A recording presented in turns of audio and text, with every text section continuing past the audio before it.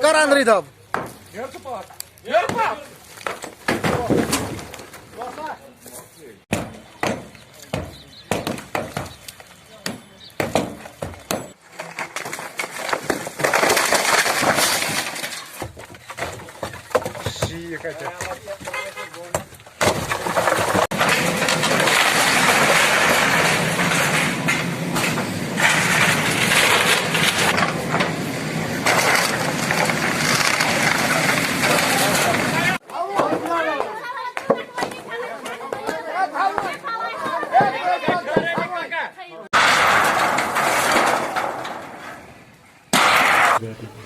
लावड़ा की इंतजामी कार्रवाई के तहत आज दीवान कॉलोनी, लश्करी महला, हंडन महला, बरबरशाह, मिस्किन बाग में कुछ गैर कानूनी तजावुज़ात को डिसमेंटल किया गया। लावड़ा की जानिब से ये कार्रवाई जारी रहेगी।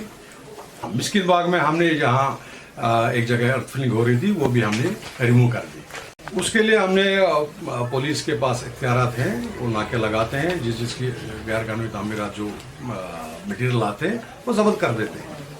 लोगों के लिए हम ये कहना चाहते हैं कि वो गैर कानूनी तामीरात ना करें, महकमा के साथ बाज़ाब्ता ताउन करें और इजाज़तनामा हासिल करें, तभी कंस्ट्रक्शन करें।